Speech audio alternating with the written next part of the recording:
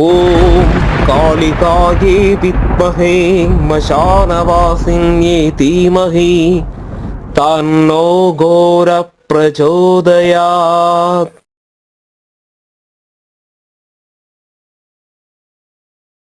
வணக்கம் ஆன்மீக நண்பர்களே. மலையாள மாந்திரிக முறையில் நாம் இன்னைக்கு என்ன பார்க்க போகிறோம்னா திரிலோக மோகன மந்திரம் தான். அப்போது திரிலோகன மோகன மந்திரம்னா திரிலோகம், அதாவது 3 லோகங்கள்லையும் ஒரு மோகனம் ஜனிப்பிக்கிற ரீதியில் உள்ள ஒரு மந்திரங்கள்.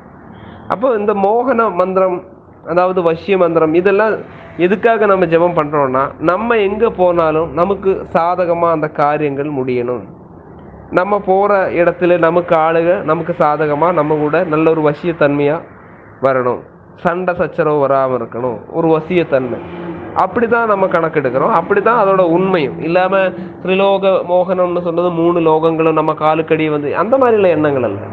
நம்ம பண்ண நமக்கு அந்த லோகங்கள் எல்லாமே நமக்கு ஒரு வசியமாக நிற்கும். நம்ம எங்கே போனாலும் அந்த காரியங்கள் சீக்கிரமாக நடக்கும். அதே மாதிரி போகிற ஆளுகள் சண்டை சச்சரவு இல்லாமல் நம்மகிட்ட நல்லபடியாக ஒரு நல்ல நண்பர்கள் மாதிரி நம்மகிட்ட பேசுவாங்க.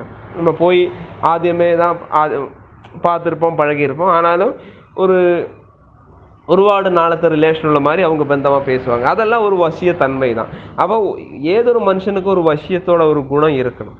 அதுக்கு தான் இந்த வசிய மந்திரங்கள் நிறைய சொல்லுறது.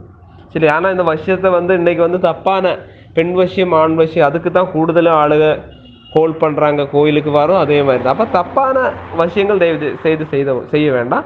இந்த திரிலோக மோகன வசியம் பண்ணிக்கலாம். அது எதுக்காகனா, அந்த தொழிலையாக இருந்தாலும் நம்ம 4 பக்கம் போகிறோம் வாரோம், அங்கே நமக்கு ஒரு பேர் புகழ், 4 பேர் நம்மளை கவனிக்கிறது, நம்மளோட வாக்குக்கு ஒரு மரியாதை கொடுக்கறது, அதுக்கெல்லாம் வேண்டி தான் இந்த மந்திரத்தை நம்ம ஜெபம் பண்ண போகிறோம்.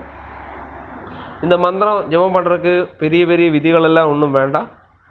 உங்கள் பூஜை அறையில் இருந்து கொண்டு நீங்கள் துளசி இலை, அந்த பூஜை அறையில் கிருஷ்ண பகவானோட ஃபோட்டோ இருந்தால் அந்த கிருஷ்ண பகவானுக்கு நீங்கள் அந்த துளசி அர்ச்சனையாக போடலாம், மாலை கட்டி போடலாம்.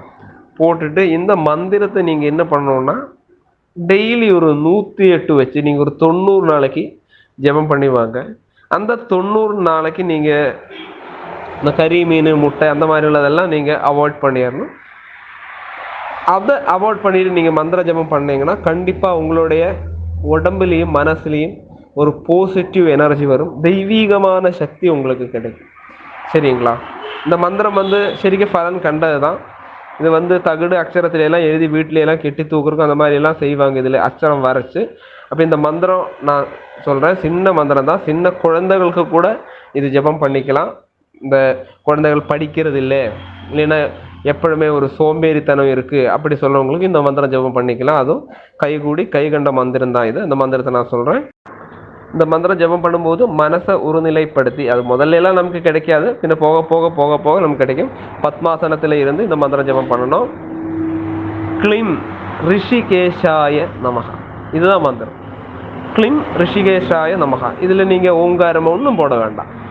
அதாவது க்ளிம் ரிஷிகேஷாய நமஹா இப்படி மாத்திரம் சொல்லி, துளசி இருந்தால் அந்த பூக்களால் நீங்கள் துளசி அந்த பூக்கள் அர்ச்சனை பண்ணிக்கலாம். துளசியோட மாலை கட்டி வச்சுக்கலாம்.